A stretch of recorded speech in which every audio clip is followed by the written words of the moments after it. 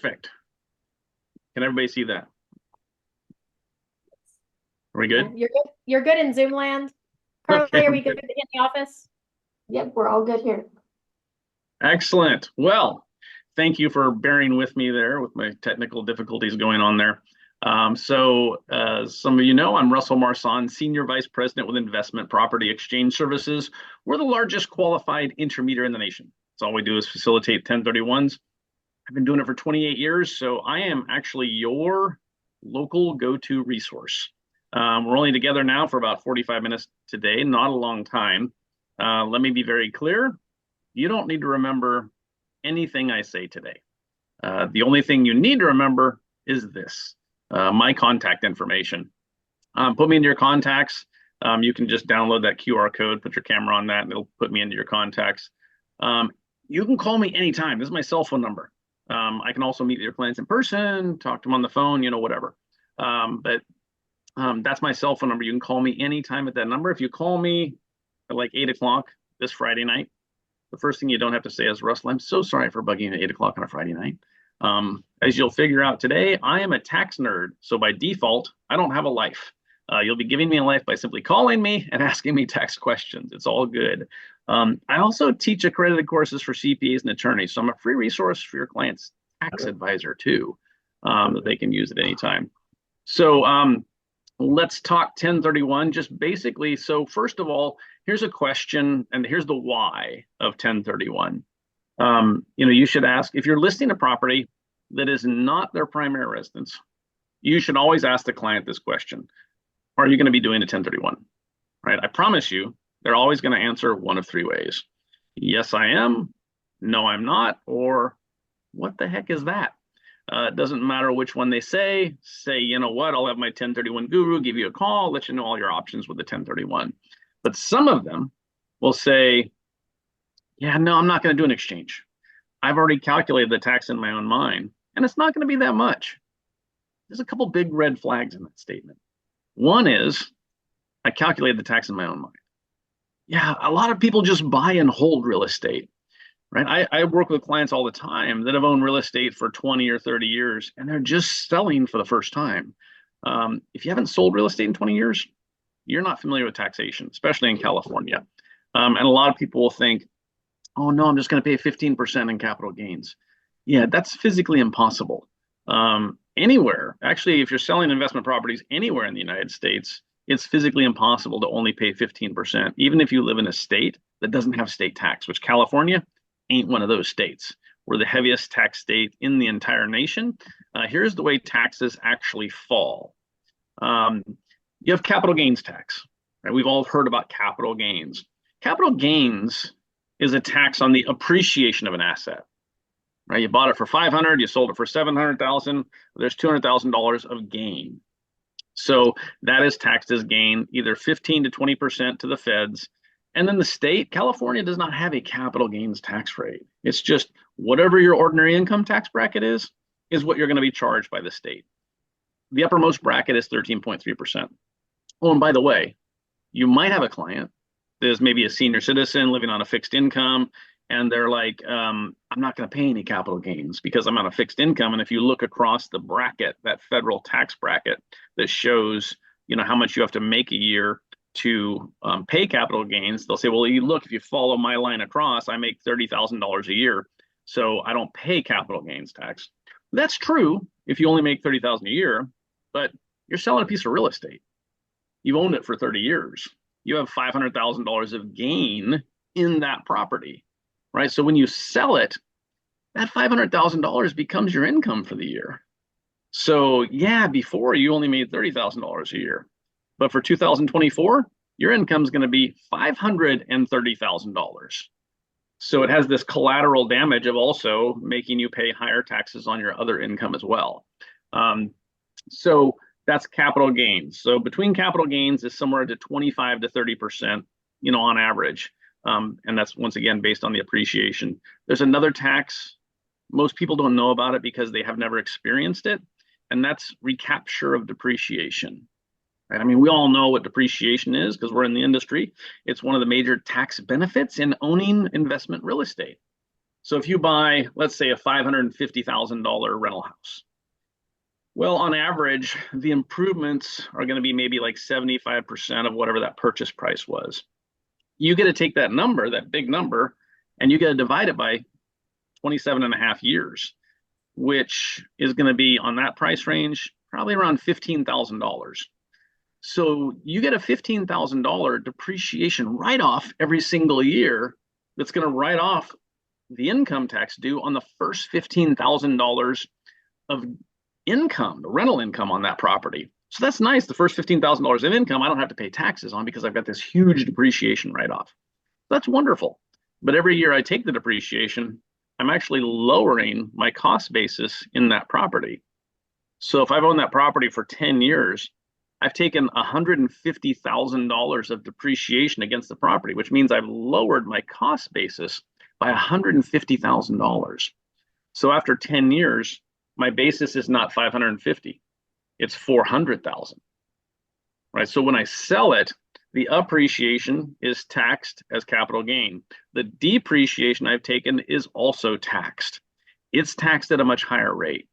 That's just a flat rate of 25% to the feds, no matter what your income level is.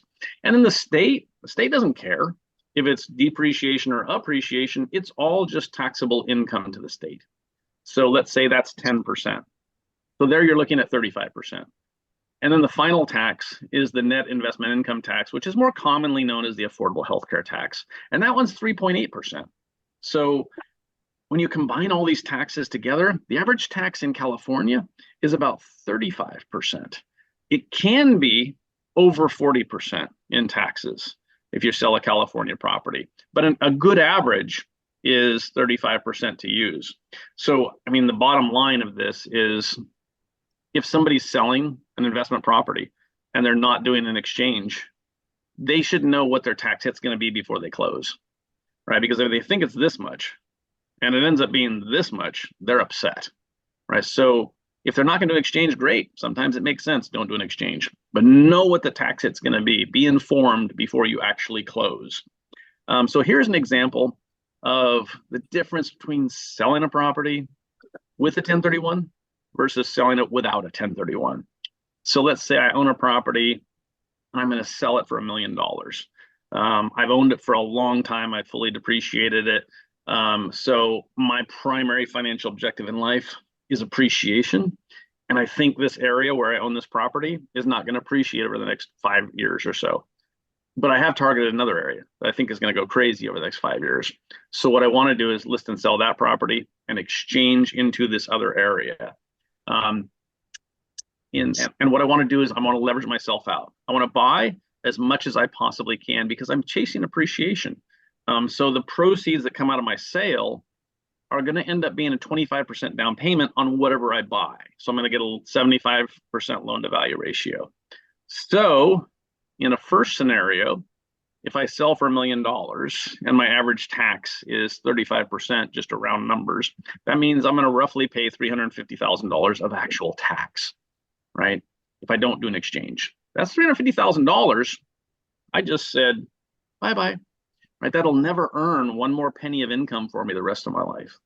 That number will not compound and grow. That could be $1 million. That won't be part of my portfolio when I go to retire because I paid my tax today. So that leaves me $650 as a down payment. So with that as a down payment, that's my 25% down, I can buy 2.6. So that's wonderful. I sold for $1 million, I bought for 2.6. Now, if I do the same thing with an exchange, I don't have to set aside any money to pay taxes. So I've got the full $1 million as my down payment. With the same loan to value ratios, I can buy $4 million instead of 2.6. Now, obviously, this is an extreme example, right? Most clients are not going to be anywhere near this example, but it's an example of the math works out every time, right? No matter how big the sale is, you're going to be rolling forward more money each time, which means that your portfolio is going to grow so much faster and so much larger. This is an example of one transaction. Multiply this out over all of the buying and selling your client will do over the course of their entire life, and you'll see how much larger their nest egg is when they go to retire from their real estate. But even with this example, Some people still say, nope, not going to do an exchange because they've been told by their CPA, and I get this a lot, don't do an exchange, right? I think taxes, capital gains tax is going to be going up in the future, which is possible. So since you have to pay them sooner or later, why not just pay them now while they're historically low? Okay, I get it. But that's not an accurate statement because we've all been patterned. We believe it because we've all been patterned that two things in life are inevitable, right? And right now you're all saying in your mind, death and taxes, because we know that, right? We've been lied to. Only one of those things is actually inevitable, and that is the death thing, unfortunately. Taxes are not inevitable. Current estate tax law is incredibly favorable. Like right now, the floor on the estate tax is $12.9 million. So if you're single and your estate's below $12.9 million, there's no estate tax. And your heirs get a step up in basis. The step up in basis is the super cool part. Let's say I bought a property in Solano County 60 years ago for $100,000. When I pass away, it's worth $2 million. My kids, when they go on title to the property, their basis is stepped up to the fair market value as of the date of my passing. So let's say I pass away yesterday, which makes this Zoom call kind of awkward. So I passed away yesterday. My kids go on title to the property today. They can say, hey, Amy, I want you to list and sell Pop's old property for me. We don't want it. They don't need to do a 1031. They have zero tax consequence because their basis has been stepped up to the fair market value of today, $2 million. That's what they're selling it for. That's their basis, and that's what they're selling it for. There's no profit. There's no gain there. It's as if they bought it yesterday and they're selling it today, right? They don't have to buy other real estate with those proceeds. They can do whatever they want with that money. There's no taxation from that. So that's why we say, don't let your client cash out of real estate. Instead, just help them exchange into something else that better suits their current financial objectives. Because as we grow in life, our financial objectives change. And that's the power of the 1031. As your objectives change and your real estate that you own is no longer desirable, the 1031 allows you to sell that and pivot to some other type of real estate that better meets your current financial objectives without having to pay any tax. So I promise you, whatever their current financial objectives are, there's some type of real estate that'll suit those objectives. So why are you going to give up 35% of the cash flow for the rest of your life income and also 35% of your estate? Why would you do that, right? So don't cash out. Instead, exchange until you die. We call it swap until you drop. Very cool. Should be a bumper sticker. If your client asks you, what's the best way to avoid paying taxes? Tell them to die. It works every single time. Run into the light. So any questions on taxation or estate tax before we move past it? Is anybody still awake? Yeah. Perfect. So actually, since time-wise, do you mind if I just skip past kind of the rules of 1031 from a standpoint of 45 and 180 days and equal or greater value and move on to the concepts? Is that cool? Does anybody have any questions about the basics of 1031, like timing or equal or greater value? I do have a quick question. Sure. Sorry, I'm in the car driving. I hope you have a good connection. Yep, I can hear you fine. Okay, you say that if you own investment property and you die and the kids go on the title, what happens if the property is in a trust? Oh, good question. So a trust has nothing to do with taxation, just so you know. A trust avoids probate. That's its sole purpose, and which is huge because you don't want your estate to go through probate. It's a very expensive process, and it's time consuming, right? So everybody that has all of your customers that have any assets should absolutely own a trust, but the trust doesn't avoid taxation in any way, shape, or form. So it doesn't impact a 1031 exchange. A trust doesn't in any way, shape, or form. Does that answer your question for you, Gloria? I think so. It's like, so the property would go into the trust, and then are they on the title? It's still in the trust. Yeah, what happens is, so there's instructions within your trust, right? What, which beneficiary is going to get what asset, right? And there's going to be, the trustee of the trust is going to have to do that, right? So they're going to have to be the executor of your trust when you pass away. And then once that executor distributes everything to all of the beneficiaries, the trust dissolves, right? And just goes away.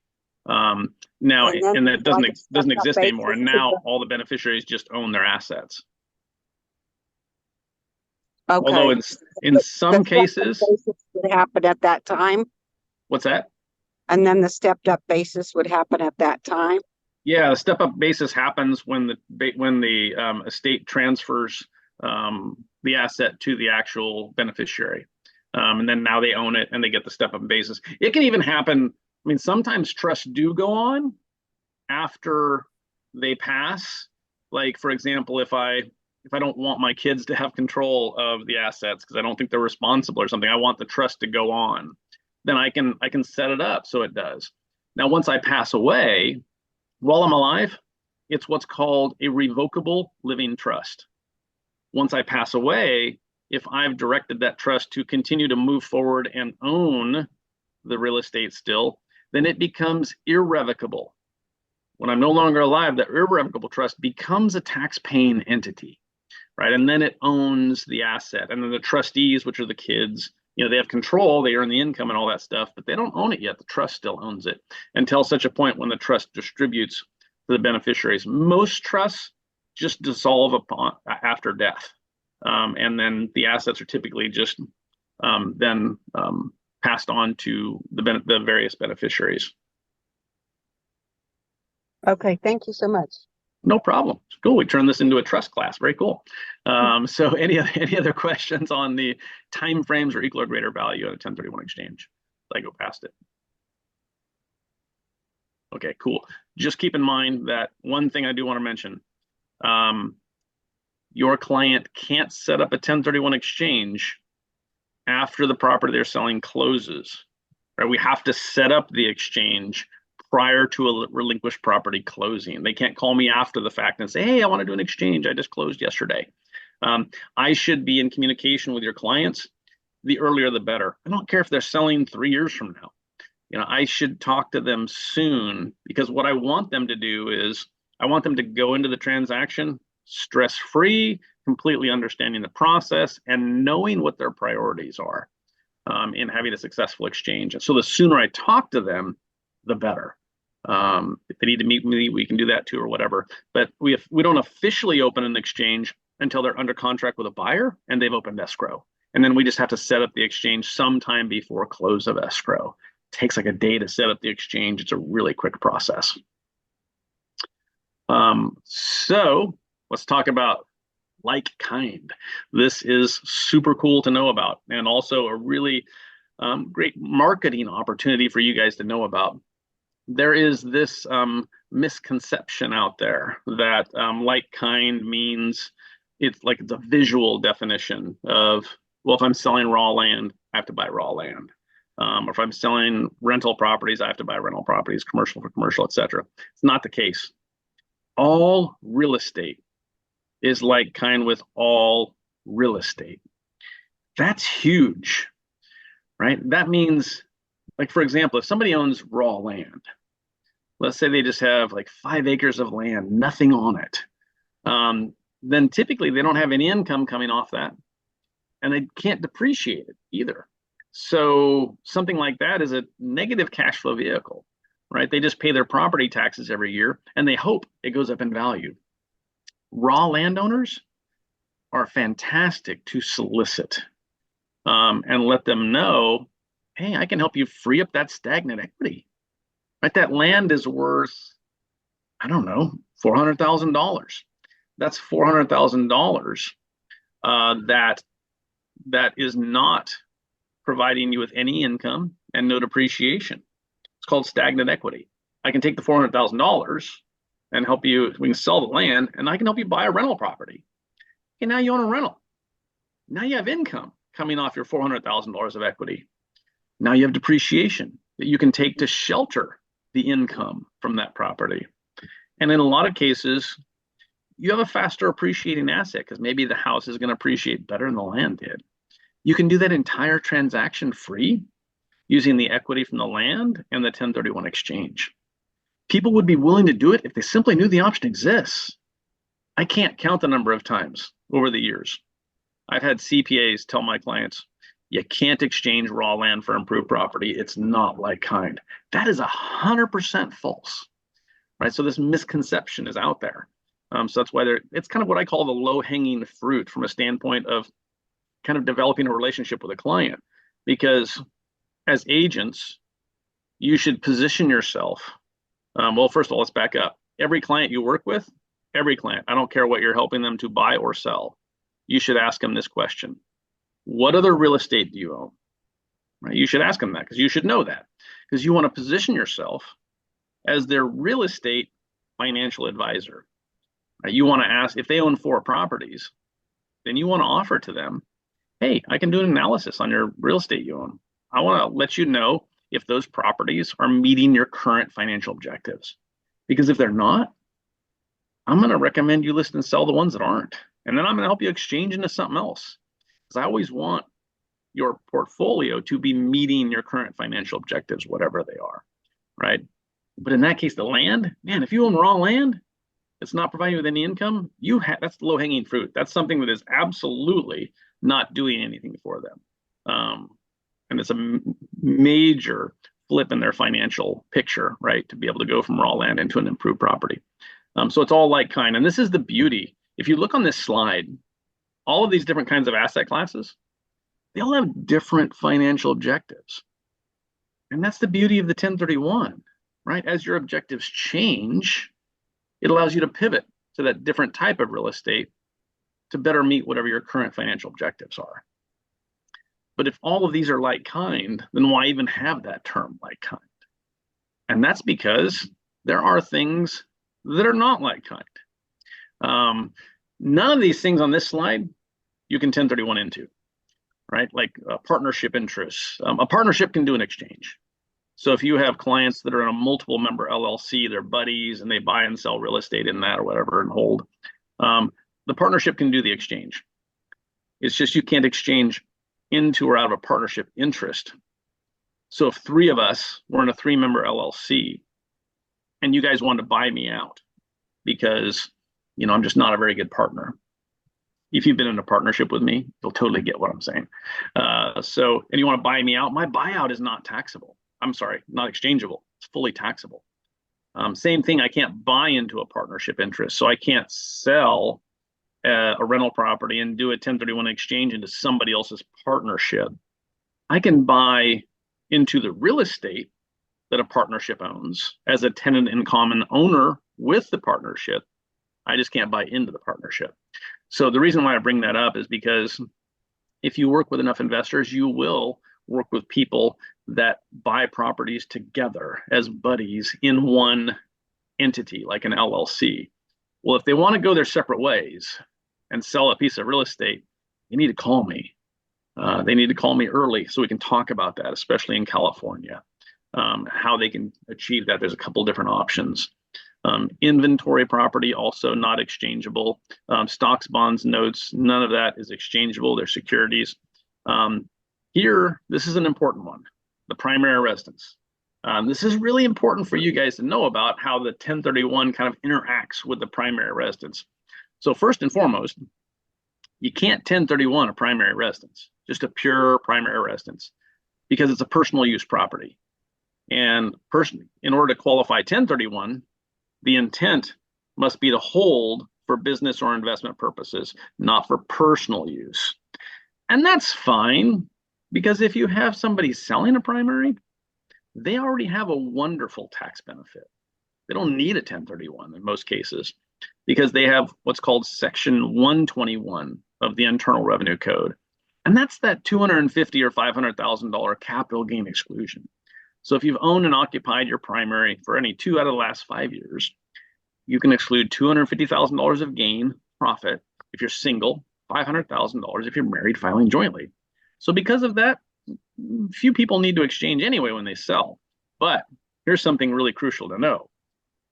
Investors would love to use a 1031 exchange to buy a home, a primary residence, right? This is a popular retirement strategy.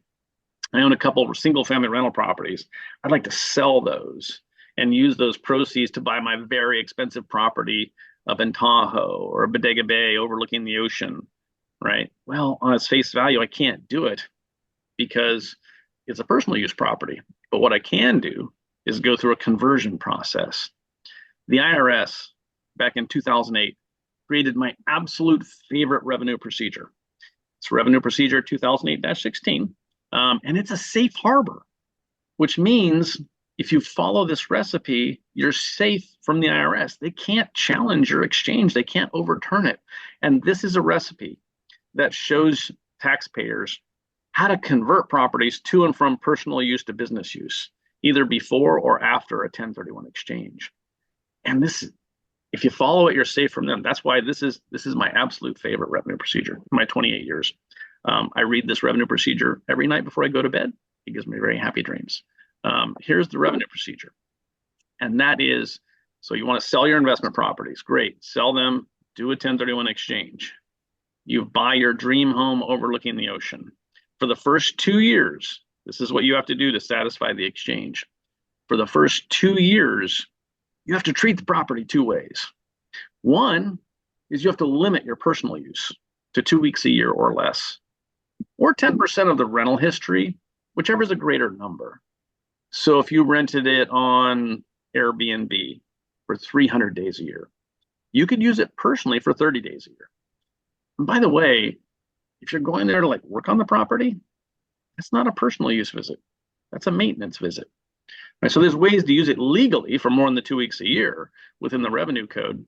But you just have to minimize your use for the first 2 years. You can't live in it as a primary residence. The second thing you have to do is show income, but that is a crazy low standard. You only have to show 2 weeks a year of income. That's it. That's awesome. That means I can sell an investment property. If I would have just sold it outright, I would have been killed in taxes because I've owned it forever and I have a very low basis.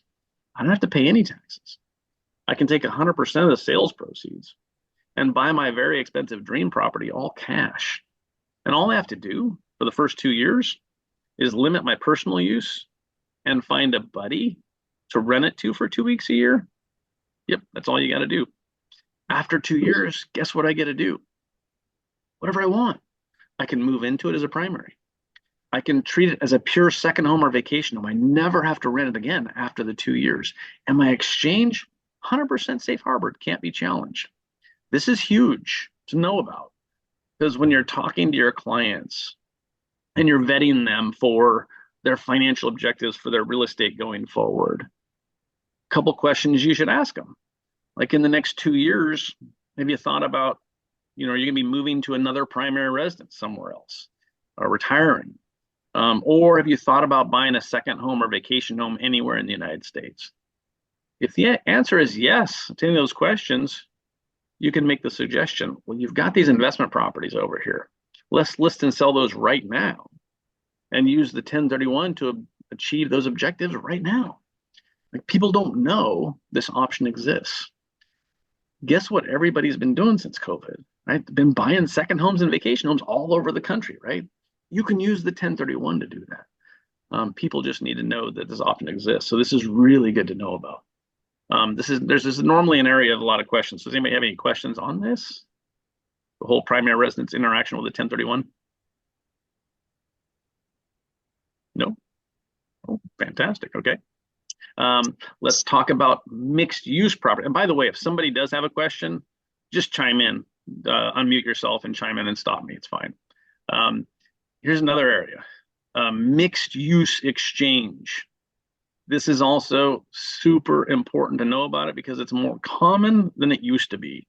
A mixed use exchange is when you own one property, but you have multiple uses in it. You live there, so part of it's personal use.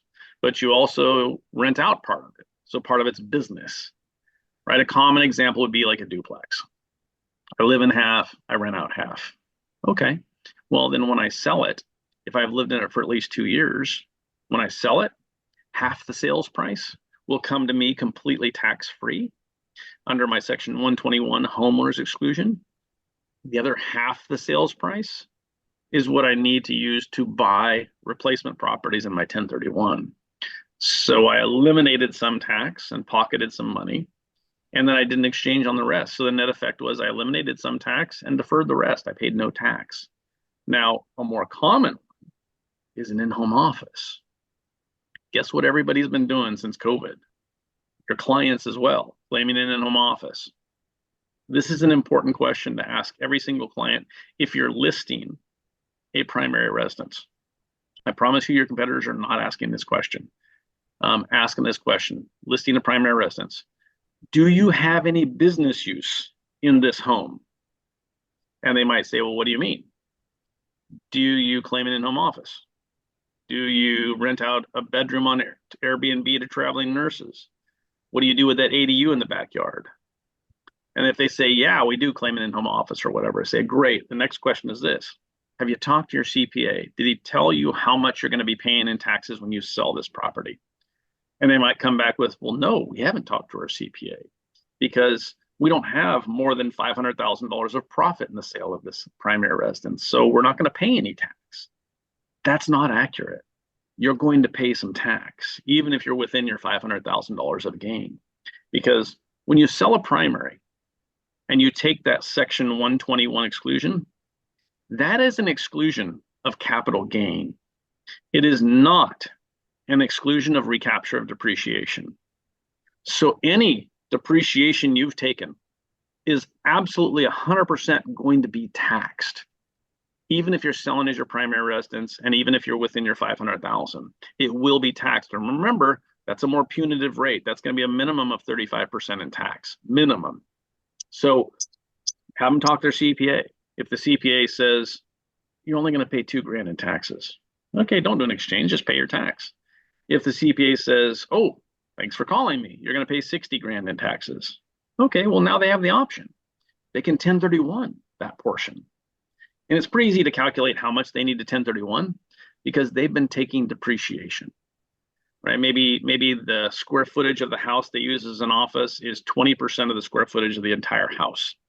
Okay, if you've been taking 20% depreciation for business use, that means 20% of the sales price needs to flow through a 1031. 80% of the sales price will come back to you completely tax-free at closing. They're going to be buying another primary. They're probably going to have another in-home office. So the exchange is probably going to work on the primary that they buy. If it doesn't, okay, great. Pick up a piece of land somewhere or a small condo to do an exchange on that small portion. But at least they have the option, right? You want them to have the option because once again, if you don't ask them this question and they don't talk to their CPA and they close escrow, next year their CPA tells them you got a $60,000 tax bill, they're upset. Right? So you at least want them to know their options prior to closing. Any questions on that in-home office part? Okay, same thing with an ADU, which we used to call a mother-in-law unit, right? Oh, that's a typo on the screen. Sorry about that. So the ADU in the backyard, same thing. You know, what's the square footage of that versus the total square footage of the property? Maybe that's 30%, right? Well, then 30% of the sales price needs to flow through a 1031 exchange. Here's an interesting one. And this is really little known, but it's common once you get into wine country, you know, Napa, Sonoma, Solano counties, when you get people and maybe they bought a property 60 years ago, 100 acres, and it was a primary residence. And, you know, when they bought it for $100,000 60 years ago. Well, now it's worth $5 million.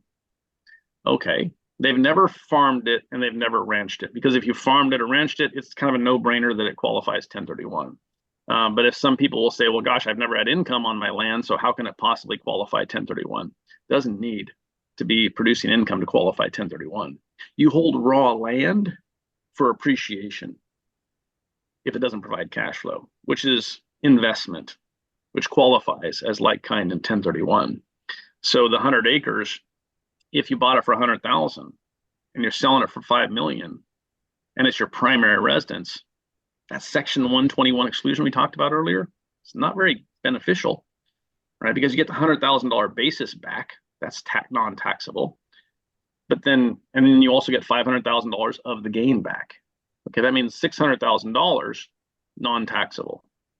Selling for 5 million, so what's that? 4.4 is fully taxable. Ouch. That's going to be around $2 million in tax, in actual tax that I would pay.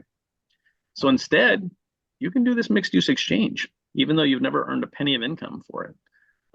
And you guys actually come into play. You have a more active role in this, because you're going to have to help them to kind of establish that value. Like, how much are they going to claim to the primary? How much are they going to claim to the land? So what you'd want to do is do 2 market analysis for them.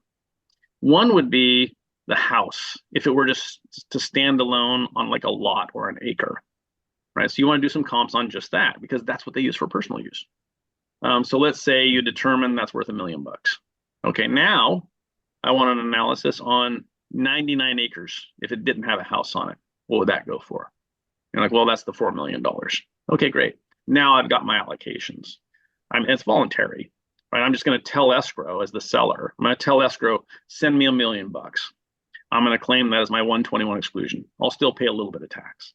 The $4 million, I'm going to have to go to IPX at closing.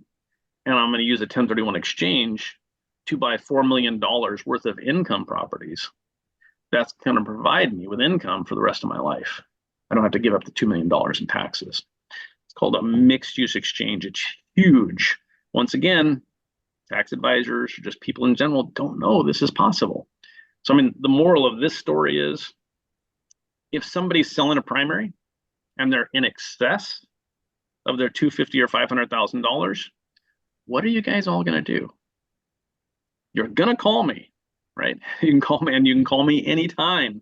So we need to talk about solutions, because there's several solutions for a primary residence that's in excess of that $250,000 or $500,000. So any questions on this story? Nope. Fantastic. Let's talk about inventory properties or flipped properties.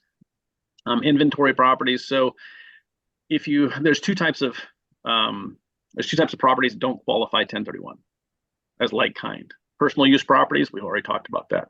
The other one is inventory properties.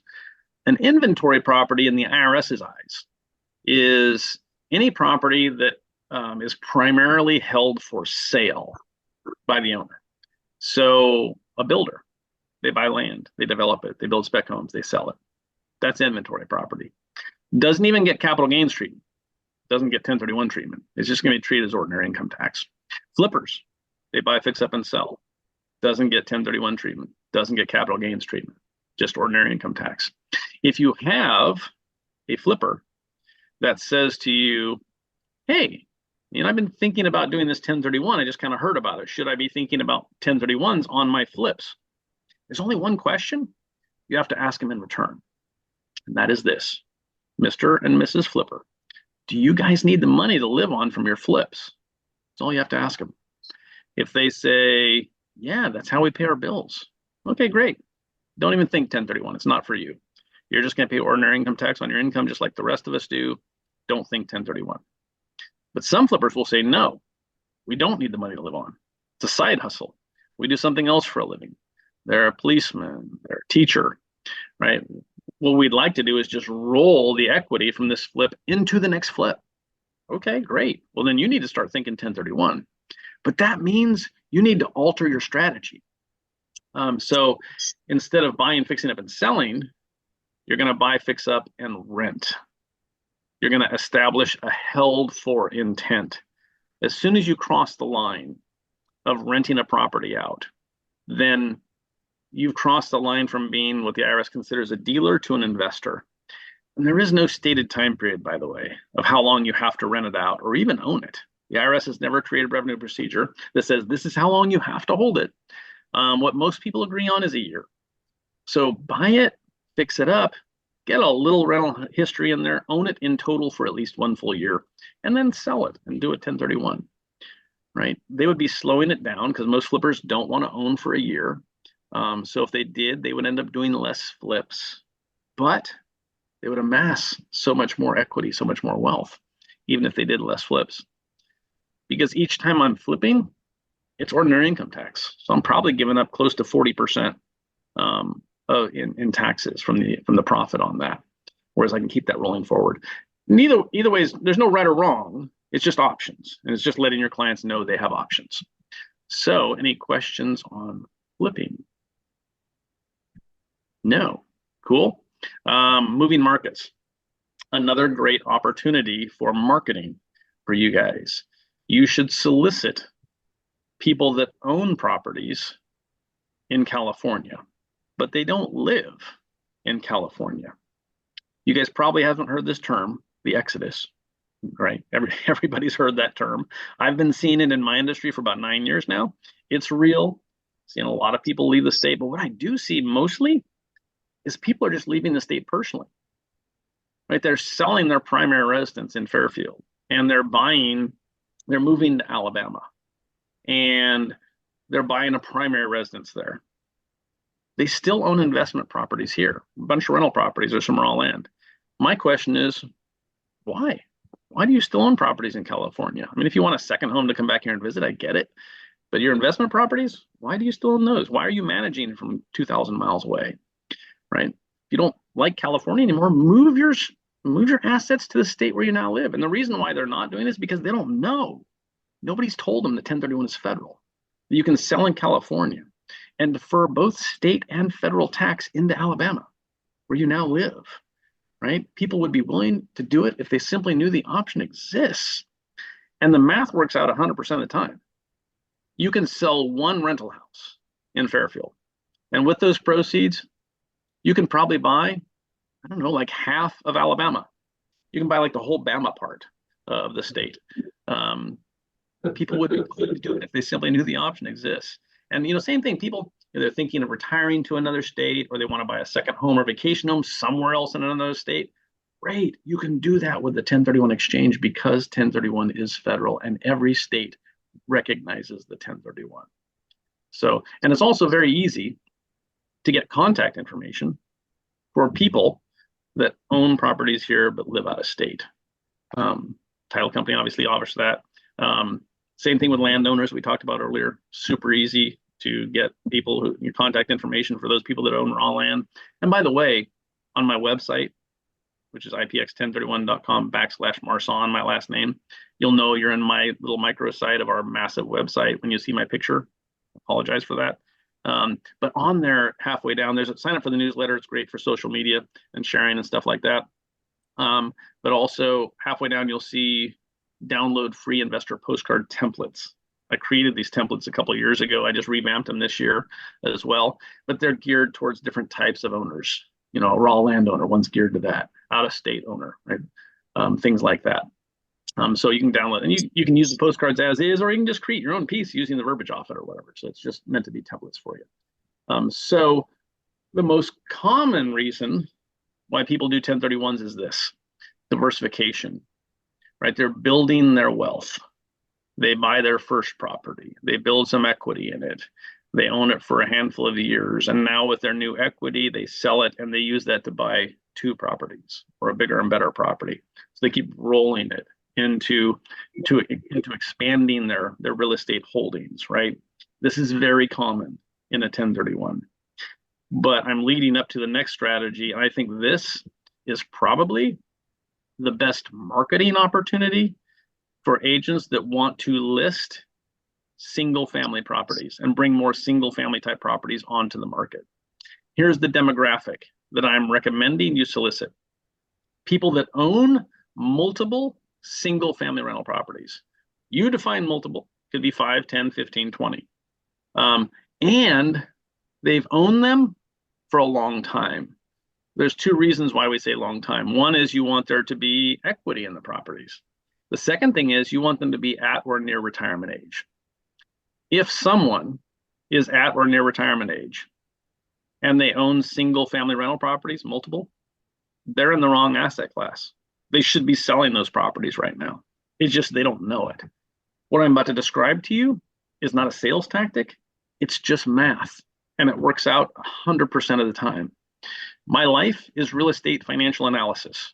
Like most people, especially that own single family, do not understand real estate analysis. They bought real estate a long time ago because somebody said it's a good investment, so they did. It's making some positive cash flow for them. That's all they know. It's appreciated. That's all they know. Most people don't even know what their actual objectives are, or this cash flow appreciation, going passive or whatever, right? So let's say this couple, they're a retired couple, they own 10 single family rental properties. They've owned them free and clear. They've owned them forever. Okay. When they first bought their first property, they bought a single family rental property because that's what was affordable, right? So after a couple of years, some sweat equity in it, cash flow, they're like, hey, this is cool, let's do it again. So they buy another one, eventually another one, and another one. And those properties did well. And they actually got good at finding, buying, owning, and even managing single family. Well, now they've built equity that when they first started investing, their primary financial objective in life was appreciation, to build wealth. It just so happened they bought the exact perfect type of real estate to do that, the vehicle for it. Single family. Phenomenal way to build long-term wealth is to buy and hold single family. It's a great asset, great vehicle for that. But now their primary financial objective in life is no longer appreciation, right? Because in the past, it was appreciation first, cash flow second, right? That was their objectives. Now it's flipped. Now they want to retire. They've got a lot of equity. Now they want to maximize cash flow. And in a lot of cases, they also want to go passive. Those are two objectives that go hand in hand with somebody of retirement age. They're tired of managing rental properties or even owning them, even if they don't manage them, because they're tired of having to pay the bills on all the repairs on a property. So they want out. They don't know what's out. Well, they're in the wrong asset class, because single family, primary objective of that asset is appreciation, not cash flow. They need to be in commercial. Commercial is designed for cash flow. And it can also be designed for passive if you go triple net lease, right? This is a very passive form of real estate ownership. The downside to that, to this demographic I'm describing, is they're not familiar with commercial. They only know single family. So if you're going to suggest this, that they need to buy commercial, they're like, whoa, pump the brakes, right? We don't know anything about commercial. We only know single family. I think it's risky to buy that, something I'm not familiar with. Well, that's where this comes into play. And if you didn't write anything else down today, write this down. DST, that acronym stands for Delaware Statutory Trust. A Delaware Statutory Trust solves every single problem we've just talked about. It will overcome every objection I just said. And in fact, if you'll find out when you solicit people that own, their retirement age, that own single family rental properties, it's not even on their radar to sell right now. They're not even thinking about it. But if you approach them and say, hey, there's this DST out there, they'll be like, oh my gosh, yes, please help me list and sell my properties and help me exchange into this DST. What a DST is a form of replacement property in a 1031. The IRS formally approved this structure back in 2004 as like-kind replacement property. So we have over 20 years of history in our world with the DST. What a DST is a fractional ownership interest in an institutional grade asset. So it's going to be 100, 150, a $200 million Class A asset. And the client is just a passive owner in the investment. Literally, the only thing they do is just collect income every single month. It magically shows up in their checking account. They have zero duties and responsibilities. And in fact, they can't even be asked for any kind of cash call. What that means is, if they're going to be redoing the parking lot of this asset, they can't go to the owners and say, hey, we need 30 grand from everybody. They can't. There's no cash calls allowed. Because some people will say, I have a management company manage my single family rental properties for me, so it's already passive. It's not really passive, because what happens if the roof goes out? Who's cutting that check? Right? Or the hot water heater? You're cutting the check. Right? That can't happen in a DST. So it is literally 100% passive. So it is a way for a client to truly retire from real estate and just earn passive income and appreciation in an asset. I'm gonna kind of open it up for any questions because there's always questions about the DST.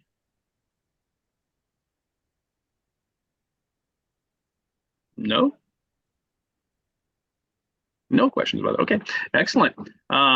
Is So there any a questions? minimum amount that they have to be able to invest? Yeah, there is. Typically, it's 100,000, which is a pretty small amount. So there's really three reasons why people go into DSTs. For the longest time period, the number one reason was people just want to retire from active real estate. They want to go passive. The second reason, and we more commonly seen this since the pandemic, is as a 1031 bailout. Because once we get into low inventory markets, like we saw through the pandemic, and even still to some extent now, a lot more exchanges fail because people can't find something in the 45 days, right? So what happened? They wrote 10 offers and they competed and they lost out every time. So on day 40, they're like, we're just tired of writing offers. We're just going to throw our money into a DST and just to save our exchange and learn some passive income. And when it sells in 6 or 7 years, we'll come back out and buy traditional real estate again with a 1031 exchange. So a 1031 bailout is common. The third reason is as a sponge in their 1031. What I mean by that is your client sold for 1.5. Well, they found 1.3 of traditional real estate and they bought that. There's $200,000 left in their exchange. What are they going to do with that? They don't want to pay taxes on it and they don't want to buy another piece of real estate and take on some debt. Oh, great. Throw it into a DST, right? And then you can just earn some passive income off that and not have to pay the taxes on it. But 100,000 is typically the minimum to go into one. Any other questions on the DST? Any other questions in general of anything we talked about? I did have a question. We talked about a year ago, and I remember you had told my client that there was kind of an extension. I forgot if it was due to the pandemic or whatnot. Instead of the 45 days, that it was 12 months. Is that still going on? No, it's not. That wasn't the pandemic, although there was one for the pandemic, but that, far since expired. Anytime there's a federally declared disaster, 1031 exchangers get an extension if they happen to be residing in the area that was impacted. And so, yeah, the one that you're referring to was when we had the floods in California. And it was pretty severe throughout the entire state. There's 58 counties in California. 51 of those counties were named in that federally declared disaster. So, and those were all very populous areas. So literally 97% of the population of California qualified for 120-day extensions on their 45 and 180 days. Some of them got up to a year because there was a double extension to do their exchange. So that's no longer in place, right? That was last year. It's not this year. Currently there are no extensions in place. But whenever there's major forest fires, floods, hurricanes, earthquakes, COVID, 9/11, any federally declared disaster issues extensions. Any other questions? Something we should do for your guys' office is we should do an evening class for your clients, like how to build wealth with a 1031 exchange. A lot of fun. We do it like Tuesday, Wednesday, Thursday night from 6 to 7:30, something like that. You bring them into your office or some location. A little wine and cheese, kind of a client appreciation night, and they are a blast. I never get out of one of those things until at least an hour after it's done because there's just so many questions, so much interaction. People have no idea what they can do. And they're like, oh my gosh, we need to buy and sell more real estate. So if you want to do something like that, just let me know. We can get that on the calendar. Super cool. Yeah. So any other questions? And if you enjoyed the presentation today and want to do me a little teeny tiny favor, you can put your camera on one of those QR codes and write me a little 5-star review. That'd be fantastic. Feel free to use words like genius, 1031 guru, 1031 Ninja is kind of cool. You can use that one too. I don't know. Get creative. It's all good. And I'm always available for questions. So you can call me, schedule appointments to meet with me, whatever. That's what I'm for. Perfect. Thank you so much, Russell. This was a fabulous class. I really appreciate you coming on today. I appreciate everybody sticking with us through the tech issues that we experienced at the beginning. We always work it out though. Yeah. But thank you. Super informative class. My pleasure. Next time I'd like to do it live. Lisa told me that it was better to Zoom on this one for some reason, but yeah, would love to do live next time. Perfect. Absolutely. Excellent. Well, then you guys all have, if you have no more questions, then I'll sign off here and you guys all have a fabulous day. Thanks, Russell. Thank you so much. Thank you. And Amy, do you want me to send you, like I can send you a copy of the slide deck in PDF so you can distribute out to everybody. I can also send you some other additional 1031 pieces that are good for agents to have to send out to clients that inquire about 1031s. Absolutely. Send it on over. And then everyone, if you want to go ahead and register, you log your attendance for today. It's in the chat box. We'll make sure to get that out to you as well. If you are in the office, just shoot me over a message that you were there. We'll get the materials to you as well. Cool. Perfect. Thank you. You're welcome. You guys have a wonderful day. You as well.